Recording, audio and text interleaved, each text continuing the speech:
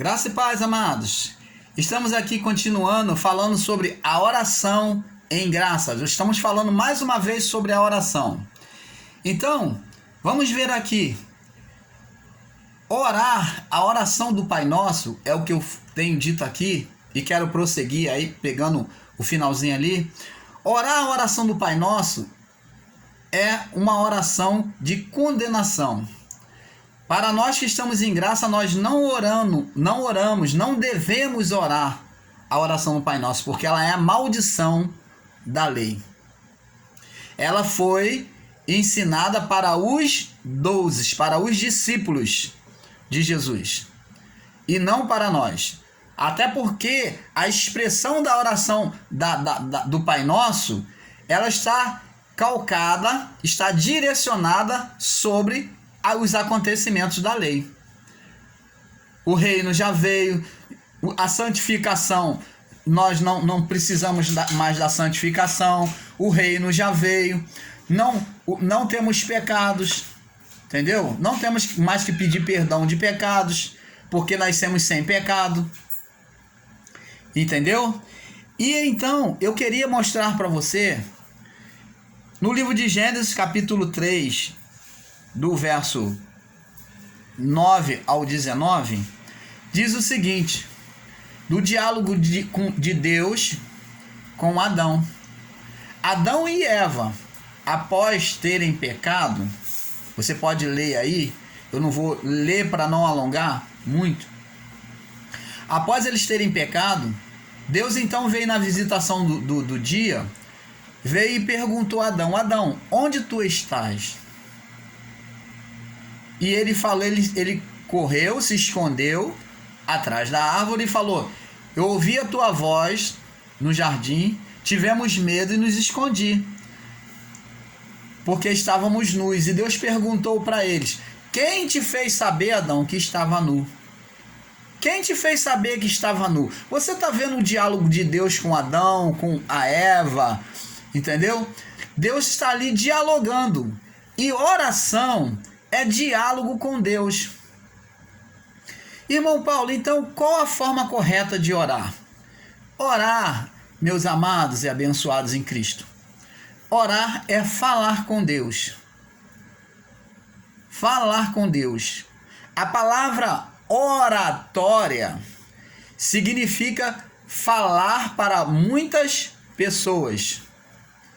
Quando se faz uma oratória, você está falando para pessoas, no plural, para algumas pessoas. E a oração é um diálogo com Deus. A conversação é uma oração. Uma pessoa, quando conversa com a outra, ela está orando. Uma pessoa, quando está conversando com a outra, é uma forma de oração. É uma conversação, é uma oração. E como que eu devo orar, irmão Paulo? Eu devo orar de joelho, de pé, sentado, deitado? A oração, amados e abençoados em Cristo, a oração, ela tem que ser com raciocínio. Ela é feita na mente. Quando você ora na mente, que é com o seu coração, quando se fala coração, se fala de mente. Quando você ora com a sua mente ou com o seu coração, você está falando com Deus. Você não precisa se prostrar de joelho, né?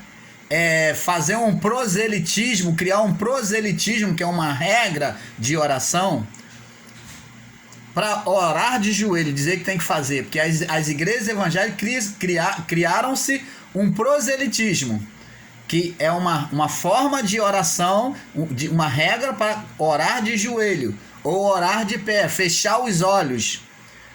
E nós vamos ver que tudo isso não passa de balela.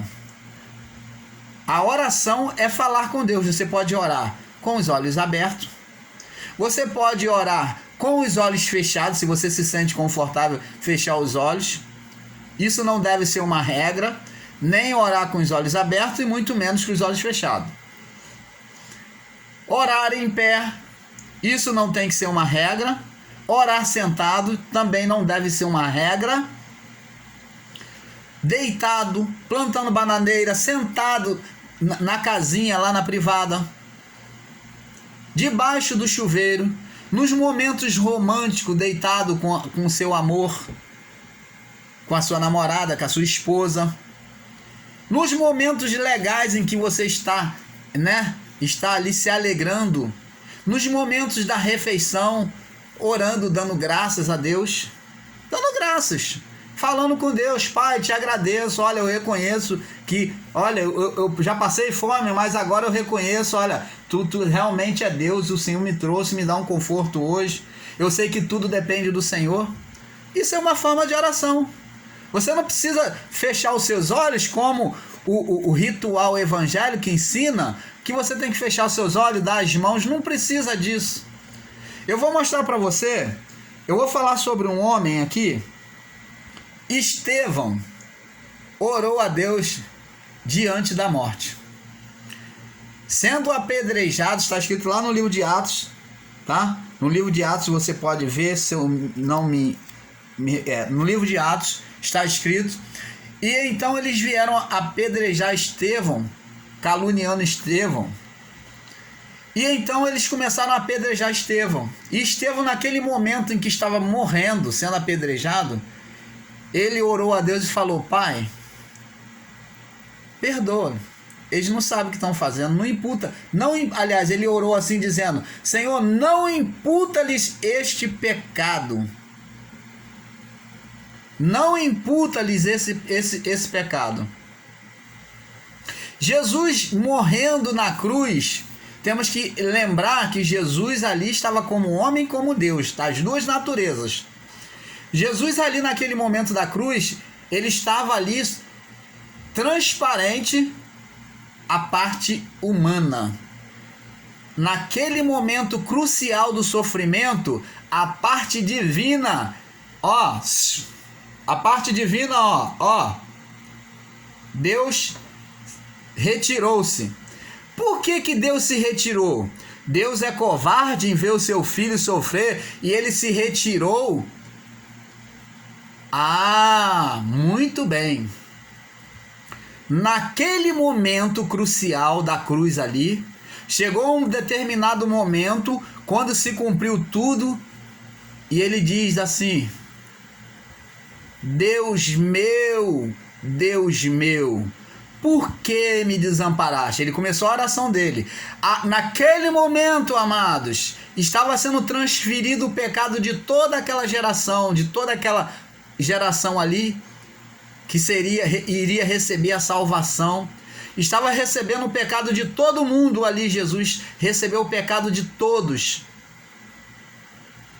E ali, naquela transferência, como ele recebia do pecado, ele foi coberto de iniquidade. Naquele momento, Deus não tem prazer na iniquidade, diz a palavra de Deus. E o que aconteceu? Ele se sentiu desamparado. Você vê que ele sempre se referiu a Deus nas suas orações, em todas elas, como meu pai, como pai. Mas ali na cruz foi o único momento em que Cristo chamou a Deus de Deus e não de Pai. Ele se referiu com o nome meu Deus, meu Deus. Ele repetiu meu Deus, meu Deus. É um clamor de socorro. Meu Deus, por que me desamparaste? Porque ali foi feita a transferência do pecado. E Deus não tem prazer na iniquidade. Então os olhos de Deus foi apartado dali. A vingança, ali Deus estava exercendo a justiça, né, contra o pecado. E ele não podia afagar Jesus de jeito nenhum. Ele não podia afagar aquela natureza humana que estava cheia de pecado. Naquele momento ali, o pecado veio todo sobre Cristo Jesus. Ali ele então clama, ele faz a oração: Deus meu, por que me desamparaste? E é claro que ele tinha que estar desamparado, porque Deus não tem prazer na iniquidade. Então preste atenção. E outro, além de Jesus clamar, depois que ele cumpriu tudo, ele disse isso. Após isso ele disse: na tua mão entrego o meu espírito. Estou pronto para partir. Estou pronto para partir. Agora, então, vem um outro Cristo a partir da morte. Quando ressuscita o Cristo glorificado, não mais o Cristo do pecado. Ele vem na mesma natureza, ele ressuscita na mesma natureza para testemunhar simplesmente para os seus discípulos. E então, quando ele volta já glorificado aos céus. É isso que temos que entender. Agora, preste atenção. Existiu uma outra pessoa do lado de Jesus também que orou na sua morte. Você sabe quem foi essa pessoa? Ali do lado de Jesus, lado a lado? É o ladrão da cruz. Você está vendo a posição confortável tanto de Jesus quanto a do ladrão?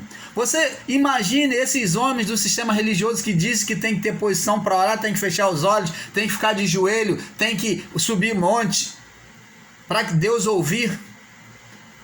Jesus lá desconfortável, com um prego nas mãos, nos pés, transpassado. Aquele ladrão da cruz também com os pés nas mãos, na mão, no pé.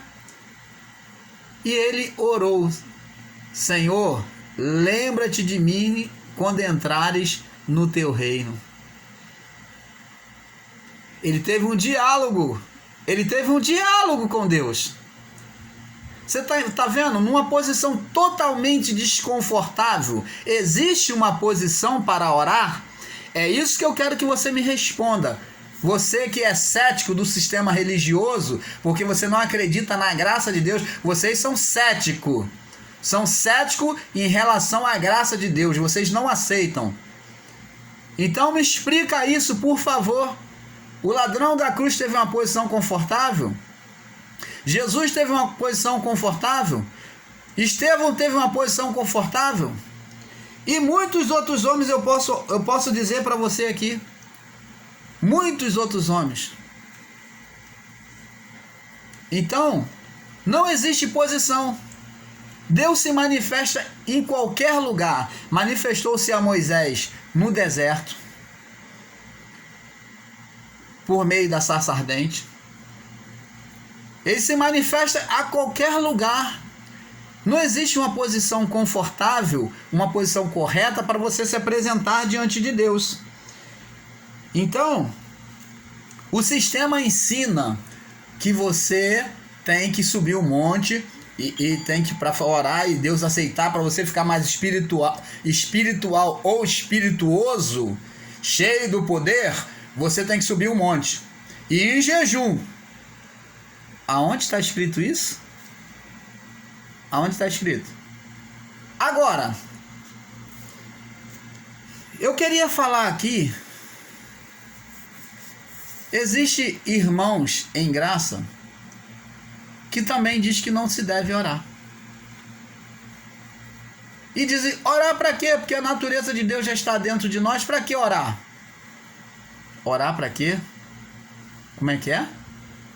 Orar para quê? Ué? Qual o filho que não se comunica com o pai? E qual o pai que não tem diálogo com o filho? Isso é uma coisa normal? Se eu vivo dentro e debaixo do reino de Deus na minha vida, eu não tenho comunhão, um diálogo com o meu pai, então não estou vivendo o reino de Deus. Viver um reino é viver em uma família, em um lar, em harmonia, em diálogo, em comunhão. Se não há comunhão, não há reino, não há família. Como que eu posso dizer ou ensinar para você que em graça não se precisa orar? Que eu tenho apenas que dar graças a Deus em tudo? Verdade, em tudo dai graça. O próprio apóstolo Paulo diz aqui, né? Tessalonicenses 3:10. Vamos ler. Vamos ler Tessalonicenses, capítulo 3. Tessalonicenses, capítulo 3, verso 10. Diz assim: e orando abundantemente de dia e de noite. Ó, o apóstolo Paulo ensinando que devendo orar de dia e de noite. Ele estava orando. Ele falando para o povo que estava orando. Abundantemente de dia e de noite. Falando para as pessoas lá da igreja de Tessalônia. Para que possamos ver o vosso rosto e supramos o que falta à vossa fé. Você tá entendendo? Olha só. Se Paulo, ele está ensinando que ele estava orando apenas para poder ver os irmãos, para ter uma oportunidade de ver os irmãos, para ter comunhão com os irmãos de novo, para voltar àquela comunhão, ele estava orando dia e noite para isso. Por que nós não vamos orar? Por que eu não posso orar e interceder pelo problema que o meu irmão, que a minha irmã está passando? Ora, quer dizer que então eu fui do sistema religioso e eu lá intercedia pelas pessoas, eu tinha compaixão do sofrimento das pessoas, intercedia em oração diante de Deus, levava a Deus o problema do meu irmão. Agora eu estou em graça, eu tenho que ser insensível? Eu devo ser insensível ao problema do meu irmão? Eu devo ver as pessoas terem necessidade e me buscar ajuda, confiar que eu sou um homem de Deus, que eu vivo o reino de Deus, e então eu vou chegar e vou ser insensível e não orar por elas? Tá estranho, né? Olha, eu digo para isso, amados e abençoados, se é para estar em graça e viver uma vida que se recusa a viver em oração, eu prefiro não estar em graça. Porque estar em graça, que eu conheço, é estar num reino totalmente, numa manifestação de Deus totalmente transparente e visível aos olhos humanos.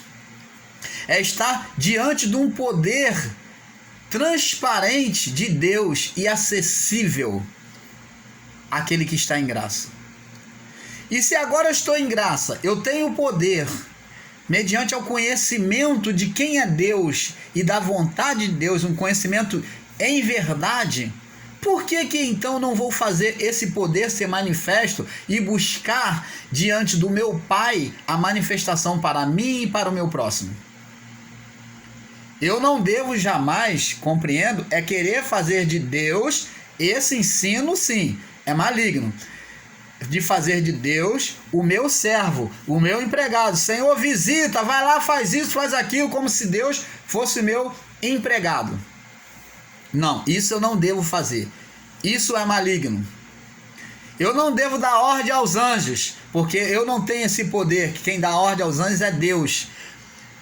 E se eu ter, ainda assim, em graça, eu tenho que saber, que eu tenho que ter a consciência de que se eu peço e Deus não fez, é porque é a vontade soberana de Deus é que prevalece. Mas ainda assim, se existe a fé em mim, eu tenho que manifestar essa fé. Jesus disse: olha, não se acende uma candeia e se põe debaixo da cama, debaixo do alqueire, mas se coloca no alto, no velador, para que todos vejam a sua luz.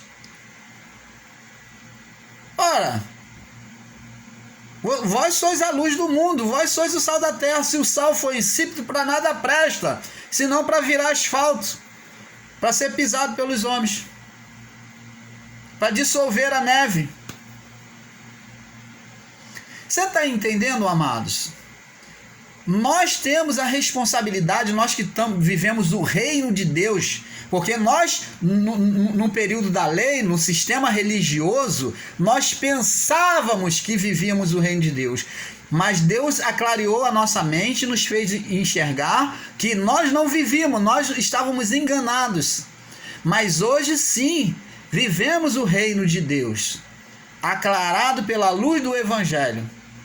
Agora, muito mais eu devo manifestar a minha fé. Agora, sabendo que Deus é Senhor e eu sou servo, e que a vontade de Deus é que é a soberana. Em tudo que eu pedir, sabendo que se Deus não o faz pelo meu pedido, ou por pedido de quem quer que seja, é porque não é da vontade dele. É porque eu tenho algo a aprender ali. Porque tudo que Deus não permite, ele não executa por meio das nossas orações, é porque ele tem algo a nos mostrar, a nos ensinar. Deus aplana os caminhos tortos. Deus aplana os caminhos tortos. Ele faz manifestar a luz na escuridão. Então, nós não temos que questionar a Deus. Mas esse ensino dizer que em graça você não pode pedir, não pode orar, não deve orar, que eu não preciso orar, olha, me perdoe, mas eu acho totalmente enganoso. Há um equívoco de todos aqueles que ensinam isso. E eu não concordo. Eu, até aqui, Deus tem aclarado a minha mente, eu não concordo. Então, temos vários exemplos. O apóstolo Paulo, aqui em Tessalonicenses também, no capítulo 5, olha o que ele diz. No versículo 16, 17, ele diz assim, o próprio apóstolo Paulo, nós vivemos debaixo dos ensinos do apóstolo Paulo. Diz aqui, que recebeu a revelação da graça. Diz aqui, ó, 1 Tessalonicenses 5,16, regozijai-vos sempre, orai sem cessar, em tudo dai graça, porque esta é a vontade de Deus em Cristo para convosco. Então temos que reconhecer que tudo é vontade de Deus, mas não é porque é a vontade de Deus que a pessoa está doente, eu vou falar assim, não vou orar não, porque é a vontade de Deus, que ela tem que morrer mesmo. Se ela morrer é porque foi vontade de Deus, se não morrer é porque foi vontade de Deus. Isso para mim, isso é o meu entendimento. Uma pessoa que crê dessa forma é uma pessoa preguiçosa, uma pessoa ociosa, que não gosta de exercer a sua fé sobre a oração, que tem preguiça de exercer a sua fé, ou não acredita nas manifestações do poder de Deus. Porque se você crer nas manifestações do poder de Deus, você vai exercitar a fé e vai engrandecer o nome de Jesus. Jesus disse, porque tudo quanto pedirdes ao Pai em meu nome, isto farei a fim de que o Pai seja glorificado no Filho. Porque quando se pede a Deus e Deus responde, e a alegria produz a fé no coração, tanto daquele que ora como daquele que recebe o milagre, produz alegria, produz fé. Então, amados, temos que compreender isso, e nós vamos falar ainda na próxima, na terceira parte, vamos prosseguir, tá bom? Fica na paz.